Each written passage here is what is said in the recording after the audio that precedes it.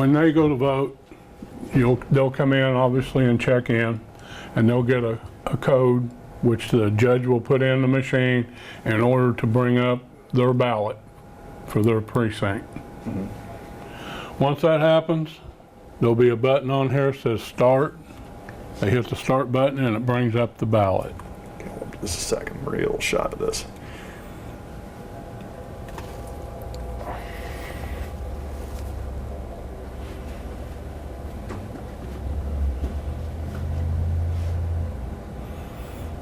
Obviously, this is a Yeah, let's preface that this is just this is a dummy ballot. Dummy ballot that is used for testing and for and for teaching and things like that. It's not the ballot they're going to see. Okay, so. But it's the same type of format. Okay, so you see that opening screen, and then what do you do from there? All right, there'll be public question. There is one on there. This shows there's two. So you would vote for the public question or a constitutional question if you like. If not, you come over here and it will say, do you want to vote straight party? And you can only vote for one. So you can either vote for a Republican, Democrat, Libertarian, or Independent if you choose. If you choose not to vote straight party, you hit the page and go on. If you want to vote for straight party, you simply push the button for whichever one you want. If you voted for the wrong one, you just simply press it again and vote for the one that you want to vote for. Okay. Okay? Yeah. So let's say you don't want to do straight ticket, though. You don't want to do straight ticket, you hit the page. One thing to remember, if you do vote straight ticket, if you do, that you must go to the page for the county council and for the school board in order to vote, because number one, the school board is independent. They are nonpartisan, and the straight party will not vote for multiple offices. So in the case of the county council, you vote for three. So you have to go to that page and physically vote for those three. Okay. Or two or one. You don't have to vote for all three. Right. All right.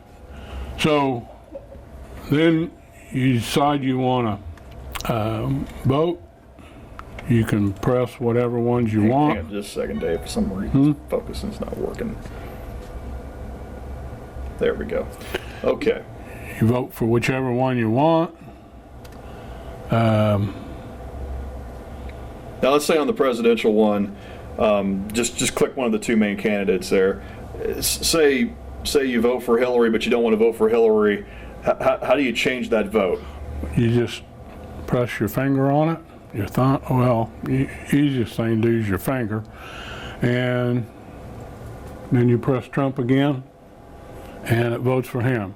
You decide you don't want to vote for him. You simply press it. It clears it out. You can vote for none. You can go down here to candidate 3. You want to do that?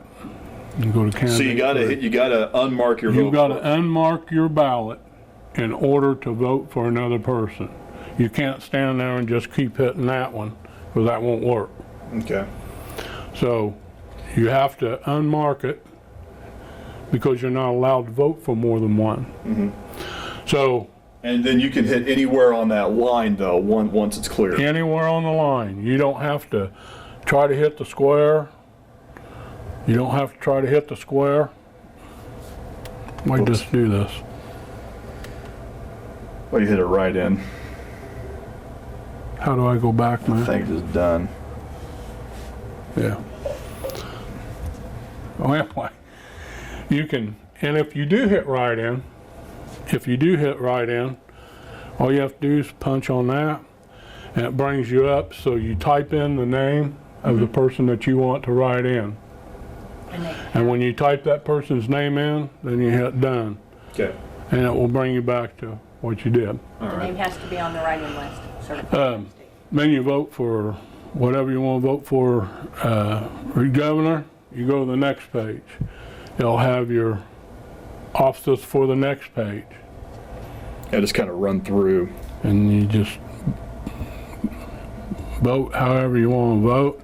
If you notice, these lines are just a little bigger than what they normally are, but they're not a lot bigger. So if you go to the next page and you see one that you want to vote for, and you're not sure that you're hitting the right thing, all you have to do is hit this plus, and it will bring it up. So you have that right like that, and that's much easier to hit. So kind of a zoom in feature. Yep, and when you're done, you hit the minus, and it takes you right back to where you were. Cool. And then you hit the next page. Then you hit the next page. Awesome. And you get down here, and this is where I'm telling you, the county at large offices where it says vote for 3, they are not covered under the straight party ticket vote. So you have to physically mark who you want to vote for, Republican or Democrat. So if that's, you can vote for 2. You don't have to vote for 3. When you hit the next page, it will tell you, or when you hit, there's the school board. You vote for the school board, or whether the judge wants to be retained. And once you're done, you hit done, and continue, and it will tell you, you go through, and it will tell you you made no selection. It'll have a highlighted thing telling you that there's no selection been made for that. If you decide that you want to go back and vote for the president here where you made no selection, you simply hit that and it takes you back to that screen. Then you can vote for it and hit done, and it takes you right back up here and shows that you made that change to vote for that. Should you decide that this one is one that you made a mistake on, hit that, it takes you right back to that screen.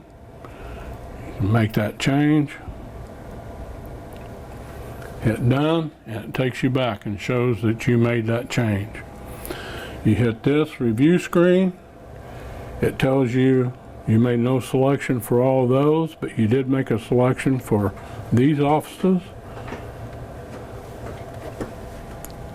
It tells you this was an undervote, and an undervote because you could have voted for 2, but you didn't. If you decide you want to vote for 2 or you want to vote for 3, you can hit touch that, and it takes you right back to where you were in order to correct that, if that's what you choose to do. If you choose not to, it's no big deal. You've reviewed what you voted for. Now understand, you have not voted for anybody yet. Okay. There's nothing on here that you haven't voted for anything. You simply hit the print screen, it prints your ballot out. This is what your ballot looks like, and you sit there and you review. Yep, I made no selection, no selection. Those are the ones I voted for. I voted for that. Okay? Yep. Now, you say, wait a minute, there's one on here I didn't vote for. You simply go to the judge or the inspector and say, this isn't right.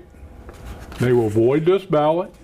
You go right back into the screen and you can re-vote because there's no vote been cast.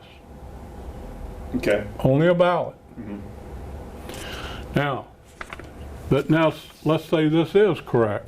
This is what I want to vote for. You simply walk over here. Okay, this one. Walk over here to the OVO. You put this through. It tells you it's processing the ballot page and one vote and one ballot has been cast, and that's your vote. Hang on just. Now you voted. Now if you're voting early, which is what we'd like for people to do, you'll be asked to, after this goes through there, you'll be asked to take this, fold it in half. You'll have an envelope, and you place it inside the envelope. And when you place it inside the envelope, you will seal it with the form that you had in order to Right. get into the machine, sign the front of it, and put it in the ballot box. The envelope, the whole thing will go into the ballot box, and once that goes into the ballot box, you voted. You voted when it went through there. This here, the envelopes will all be collected at the end of the night, brought back. Now understand that when those envelopes get brought back to the office, those envelopes are never open. Right. They're never open unless there's a recount. And so nobody ever knows how somebody votes. That's how you vote on these machines. That machine is not connected to anything on the outside world. That is simply a device to record your information.